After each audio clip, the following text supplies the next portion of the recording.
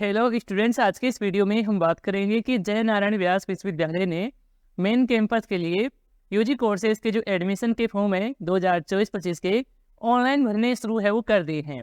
तो जो भी स्टूडेंट इस यूनिवर्सिटी में अपना एडमिशन है वो लेना चाहते हैं, अपना एडमिशन के लिए ऑनलाइन फॉर्म फिल करना चाहते हैं, तो आप अपना एडमिशन के लिए फॉर्म कैसे किस तरह से भर सकते हैं, एडमिशन फॉर्म फिलअप की जो कंप्लीट जानकारी है इस वीडियो में आपको स्टेप बाय स्टेप आपको देखने को मिलेगी। तो आपको आज की इस वीडियो को पूरा कंप्लीट है वो आपको देखना है। तो चलिए वीडियो को शुरू है वो कर लेते हैं।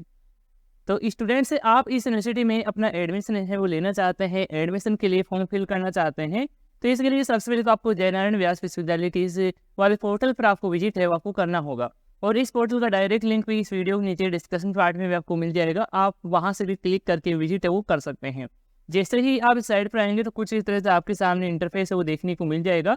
और यहाँ पर आप नीचे की तरफ देखेंगे तो इसमें आपको काफ़ी सारे एप्लीकेशन वो देखने को मिल जाते हैं। तो इन सभी एप्लीकेशन में यहाँ पर देख सकते हैं कि एडमिशन रजिस्ट्रेशन प्रोसेस 2024-25 आप इस पर है वो क्लिक कर देंगे।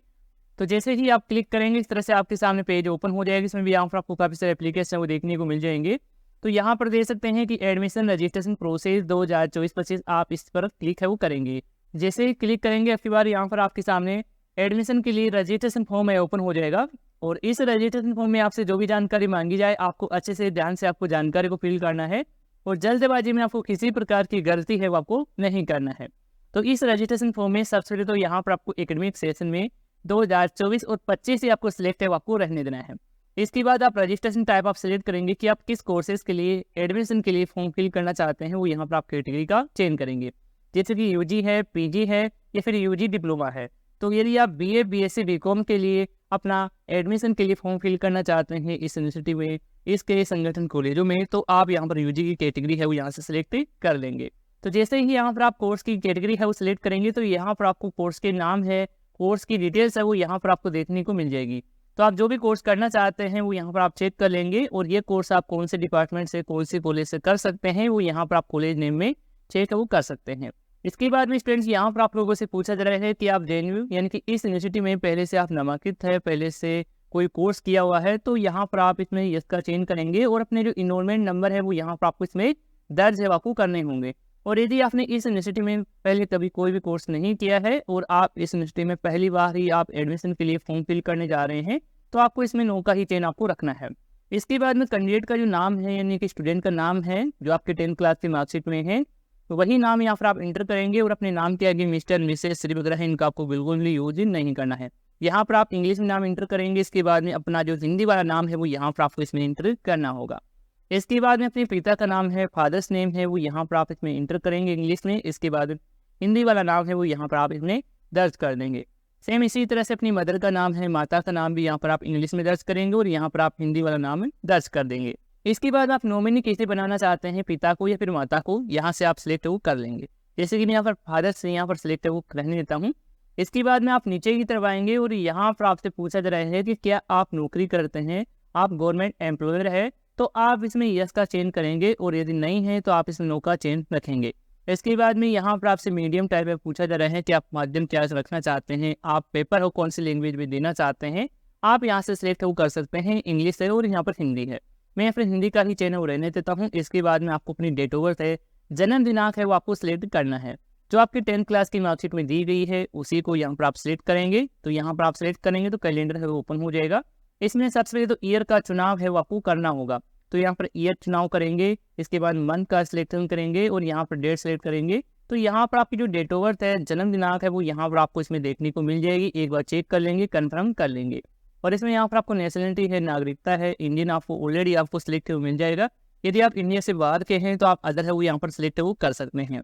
इसके बाद में यहाँ पर डोमिसाइल स्टेट इनकी मूल निवास राज्य है वो आपको सिलेक्ट करना है। तो मैं इसमें यहाँ पर राजस्थान सिलेक्ट कर लेता हूँ, आप अपने अकॉर्डिंग सिलेक्ट है वो करेंगे। इसके बाद में यहाँ पर देख सकते हैं कि क्या आपने एसवी से अनामति प्रमाण पत्र प्राप्त किया है, तो यहाँ पर आप टिक है वो करेंगे। और यदि नहीं लागू होता है तो इस पर आपको टिक है वो आपको नहीं करना है और ये वैसे हाईलाइट भी नहीं होगा। इसके बाद जेंडर का चयन करेंगे, मेल फीमेल जो भी है वो यहाँ से आप अपने अकॉर्डिंग चयन कर लेंगे। इसके बाद अपना धर्म का चयन करेंगे कि हिंदू, मुस्लिम, सिख, ईसाई जो भी धर्म है वो यहाँ से आप चयन है वो कर लेंगे। इसके बाद अपनी कैटेगरी का चयन करना है, आपकी जो भी कास्ट की कैटेगरी है वो यहाँ से सिलेक्ट करेंगे कि आप SC, ST, OBC, जनरल जिस भी कैटेगरी में आते हैं यहाँ से आप चयन कर लेंगे, सिलेक्ट है वो कर लेंगे। इसके बाद में आपको अपना कास्ट का नाम है, जाति का जो नाम है वो यहाँ पर आप इसमें दर्ज करेंगे, फिल करेंगे। इसके बाद में आपको सब कैटेगरी के लिए दिया गया है, तो इसमें देख सकते हैं कि कश्मीरी माइग्रेट यदि आप है तो आप यहाँ पर सिलेक्ट कर सकते हैं, और यदि नहीं है तो आपको इसको सिलेक्ट नहीं करना है। इस तरह से आपको अनसिलेक्ट ही आपको रहने देना है। इसके बाद में देख सकते हैं कि क्षेत्रीय आरक्षण जाति, इसमें यहाँ पर देख सकते हैं कि यदि आप फिजिकल हैंडीकैप स्टूडेंट है तो यहाँ पर आप इसमें कैटेगरी का चयन कर सकते हैं, और यदि नहीं लागू होता है तो इसको भी आपको अनटिक आपको रहने देना है, सिलेक्ट आपको इसमें नहीं करना है। इसके बाद में यहाँ पर देख सकते हैं कि यदि आप माइनॉरिटी कैटेगरी यानी कि आप अल्पसंख्यक है तो आप यहाँ पर इस पर यस का चयन करेंगे, और नहीं लागू होता है, नहीं है तो आप इसमें नो का चयन रखेंगे। इसके बाद में यहाँ पर आपसे पूछा जा रहा है कि यदि आप इंडिया से बाहर के हैं तो आपको यहाँ पर रिमार्क है वो आपको देना होगा। रिमार्क में आप कुछ भी देना चाहें वो यहाँ पर दे सकते हैं, और यदि इंडिया से ही है तो यहाँ पर आपको इसमें कोई भी जानकारी आपको फिल नहीं करना है, इसको आपको खाली ही आपको छोड़ देना है। इसके बाद में स्टूडेंट के जो एक्टिव मोबाइल नंबर है, चालू जो मोबाइल नंबर है, इसमें यहाँ पर आपको दर्ज करना होगा। इस पर एक OTP आएगा और आपको एक रजिस्ट्रेशन भी भेजा जाएगा, तो आपको यहाँ पर चालू नंबर ही आपको दर्ज करना है। इसके बाद में अपनी माता या फिर पिता में से एक की मोबाइल नंबर है वो यहाँ पर आपको इंटर करना होगा, पेरेंट्स में से।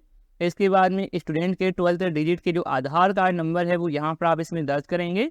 इसके बाद में ABC ID कार्ड के नंबर है वो यहाँ पर आप इसमें डालेंगे, फिल है वो करेंगे। इसके बाद में यहाँ पर देख सकते हैं कि यदि आप टैक्स पे करते हैं, आप आयकर दाता है तो आप इसमें यस का चयन करेंगे, और यदि आपकी आय कम है और आप टैक्स पे नहीं करते हैं तो इसमें आप नो का ही चयन आपको रखना है। इसके बाद में देख सकते हैं कि ये जो LLM या फिर लोग से आप आते हैं तो आप यहाँ पर यस का चयन करेंगे, और नहीं है तो आप इसमें नो का चयन रखेंगे। इसके बाद में आपको यहाँ पर अपनी एक ईमेल आईडी है, जो वैलिड ईमेल आईडी है वो यहाँ पर आपको इसमें दर्ज करना है, और यहाँ पर आप जो भी ईमेल आईडी दर्ज कर रहे हैं वो गूगल या फिर याहू से ही बनाई गई हो, और इसके अलावा अलग प्लेटफॉर्म से बनाई गई है तो वो यहाँ पर वैलिड नहीं होगी, वो यहाँ पर आप फिल है वो नहीं कर सकते हैं। यदि आपके पास ईमेल आईडी है तो यहाँ पर फिल कर देंगे, और यदि नहीं है तो आप गूगल या फिर याहू से आप एक से बना सकते हैं, और यहाँ पर इसमें ईमेल आईडी वो दर्ज कर देंगे। इसके बाद में यहाँ पर आपसे पूछा जा रहा है कि क्या आप कभी अपने पहले स्कूल या फिर कॉलेज या फिर वर्तमान स्कूल या फिर कॉलेज में अफवाह या फिर अनुचित साधन से दंडित किए गए हैं, तो इसमें आप अपनी जानकारी हो फिल है वो कर सकते हैं। या फिर आपके किसी प्रकार के इस तरह से केस नहीं है तो यहाँ पर आपको इसको अनटिक ही रहने देना है, इससे आपको कोई भी जानकारी इसमें फिल नहीं करना है। इसके बाद में आपको अपनी आइडेंटिफिकेशन डिटेल्स आपको देना है, जिसमें आप अपनी 10th और 12th क्लास की जानकारी देंगे।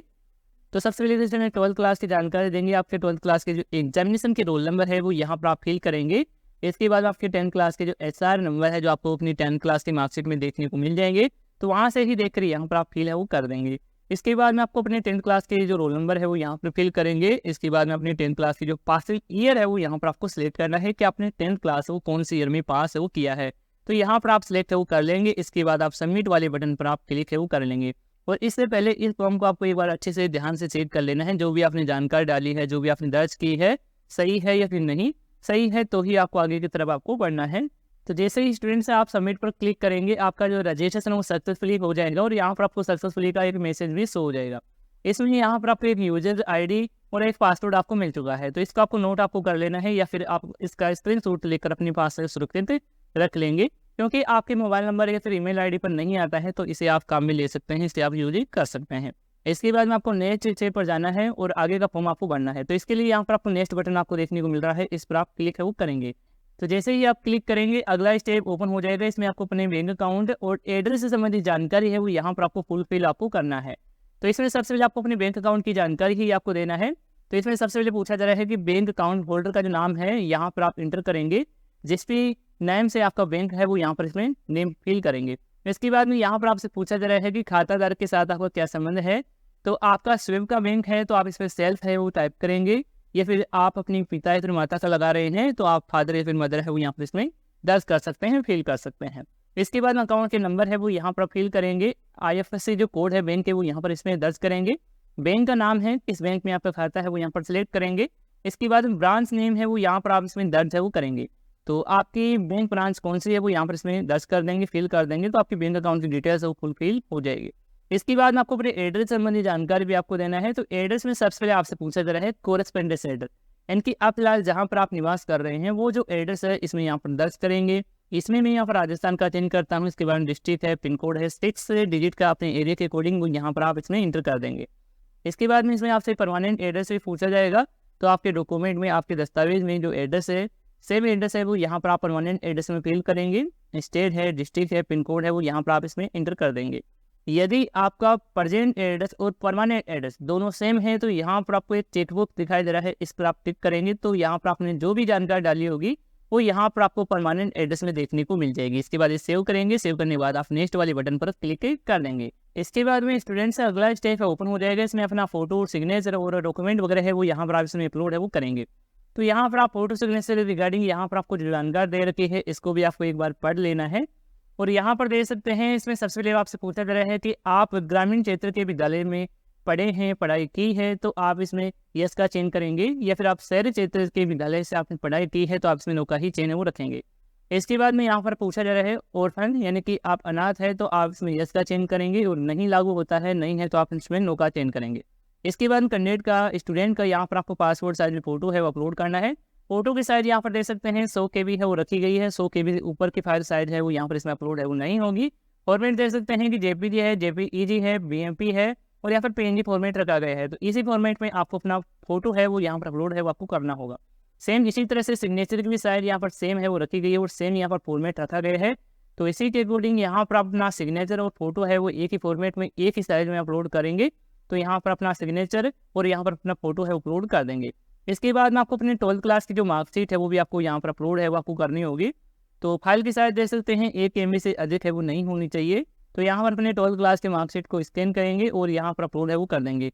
और यहाँ पर जो भी फाइल अपलोड करेंगे उसका जो फॉर्मेट है वो PDF फाइल में भी रख सकते हैं, या फिर आप इमेज फॉर्मेट में अपलोड करना चाहते हैं तो इमेज फॉर्मेट में भी अपलोड कर सकते हैं। इसके बाद में यहाँ पर आपको अपना जो SC ST OBC आप जिस भी कैटेगरी में आते हैं उस कैटेगरी से रिलेटेड आपको अपना जो जाति प्रमाण पत्र है, अपना जो सर्टिफिकेट है वो यहाँ पर आप इस पर अपलोड है वो करेंगे। फाइल की साइज यहाँ पर आप चेक कर लेंगे, 200 KB रखी गई है, और फॉर्मेट यहाँ पर आप देख सकते हैं। तो आप अपने सभी डॉक्यूमेंट है वो अपलोड कर देंगे। और आपकी केस में ज़्यादा डॉक्यूमेंट मांगे जाते हैं तो आपके पास जो भी डॉक्यूमेंट आपसे मांगे जाते हैं वो अपलोड करने होंगे। इसके बाद यहाँ से आप सेव है वो कर लेंगे। तो जैसे ही आप अपलोड कर देते हैं, सेव कर देते हैं, तो यहाँ पर आपको प्रीव्यू भी देखने को मिल जाएगा। एक बार चेक कर लेंगे, इसके बाद आप नेक्स्ट वाले बटन पर है वो क्लिक करेंगे। जैसे ही आप नेक्स्ट पर क्लिक करेंगे अगला जो स्टेप है ओपन हो जाएगा। इसमें आपको अपनी एजुकेशन से संबंधित जानकारी है, डिटेल्स है वो आपको फिल करना है। तो एजुकेशन डिटेल्स में सबसे पहले आपसे मैट्रिक यानी कि 10th क्लास की जानकारी है वो पूछी जा रही है। तो यहाँ पर आपको 10th क्लास की जानकारी फिल करेंगे, दर्ज करेंगे। तो सबसे पहले यहाँ पर बोर्ड का नाम चेंज करेंगे, जो भी बोर्ड है वो यहाँ पर चेंज करेंगे जिस बोर्ड से आपने 10th क्लास पासिंग की है। इसके बाद अदर बोर्ड के लिए दिए गए हैं, तो यदि इसमें से कोई बोर्ड आपको देखने को नहीं मिलता है जो आपका है तो यहाँ पर मैनुअल तरीके से यहाँ पर आप फिल है वो कर सकते हैं।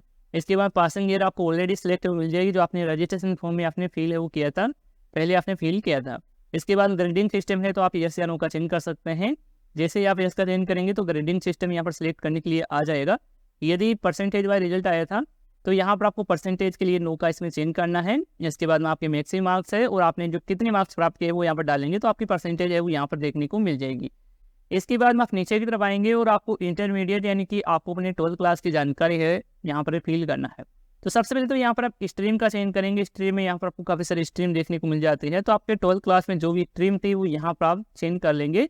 इसके बाद पासिंग ईयर का चेंज है वो आपको करना होगा, तो जो भी ईयर है वो सिलेक्ट करेंगे। इसके बाद बोर्ड का नाम भी यहाँ पर आप सिलेक्ट है वो कर लेंगे जिस बोर्ड से आपने 12th क्लास पासिंग की है। अदर बोर्ड है तो यहाँ पर अदर बोर्ड में आप मैनुअल तरीके से अपना फिल कर सकते हैं। इसके बाद ग्रेडिंग सिस्टम था तो यहाँ पर यस का चेंज करेंगे, नहीं है तो आप नो का चेंज करेंगे। इसके बाद में यहाँ पर आपको मैक्सिमम मार्क्स है प्राप्तांक है वो यहाँ पर डालेंगे, परसेंटेज यहाँ पर देखने को मिल जाएगी। तो इस तरह से आप अपने एजुकेशन क्वालिफिकेशन की डिटेल्स है वो फुलफिल कर देंगे। इसके बाद में यहाँ पर आपसे पूछा जा रहा है कि आप BA ऑनर्स या फिर BCom ऑनर्स या फिर 2nd year 3rd year private x student या फिर डिप्लोमा टू रेगुलर से आपने कर रहे हैं तो यहाँ पर आप सिलेक्ट वो कर सकते हैं। यदि नहीं लागू होता है, आप नए स्टूडेंट है तो आपको इस पर अनटिक या आपको रहने देना है। इसके बाद सेव करेंगे, सेव करने के बाद आप नेक्स्ट वाले बटन पर यहाँ पर क्लिक करेंगे। इसके बाद में स्टूडेंट से अगला जो स्टेप है ओपन हो जाएगा। इसमें आपको कॉलेज से रिलेटेड, अपने कोर्स से रिलेटेड जानकारी है वो आपको सिलेक्ट करना है। तो यहाँ पर आप सबसे पहले तो कॉलेज का नाम है वो आप चेंज करेंगे। तो जैसे ही आप सेलेक्ट पर क्लिक करेंगे तो आपको यहाँ पर डिपार्टमेंट के नाम है, कॉलेज के नाम है वो देखने को मिल जाएंगे। तो आप जिस भी प्रकार का कोर्स करना चाहते हैं उसके रिगार्डिंग यहाँ पर आप कॉलेज का नाम है, डिपार्टमेंट का नाम सेलेक्ट कर लेंगे। सेलेक्ट करने के बाद में यहाँ पर आपको उसमें कितने क्या कोर्स करवाए जाते हैं वो यहाँ पर इसमें देखने को मिल जाएंगे। तो इसमें BA है तो यहाँ पर BA फर्स्ट सेमेस्टर में यहाँ पर सिलेक्ट कर लेता हूँ। इसके बाद में यहाँ पर आपको सब्जेक्ट वो देखने को मिल जाती है। इन सब्जेक्ट में आपको प्रेफरेंस आपको सेलेक्ट करना है कि आप पहले सब्जेक्ट आप कौन सी रखना चाहते हैं, इस पर आप नंबर है वो सेट कर सकते हैं। जैसे कि आप पॉलिटिकल साइंस आप फर्स्ट नंबर पर रखना चाहते हैं तो नंबर 1 लगाएंगे। इसके बाद में कोई दूसरी सब्जेक्ट है आपकी तो उसका यहाँ पर प्रेफरेंस है वो यहाँ पर सेकेंड चेंज करेंगे। इसके बाद में यहाँ पर आप थर्ड चेंज करेंगे। इसके अलावा भी यहाँ पर आपको सभी पर भी आपको प्रेफरेंस आपको सिलेक्ट वो करना होगा। 3 के अलावा 4, 5, 6, 7, 8 जितने भी यहाँ पर सब्जेक्ट हैं उन पर आपको नंबर है वो सेट कर देना है। तो मैं यहाँ पर सभी पर नंबर एक बार सेट कर देता हूँ।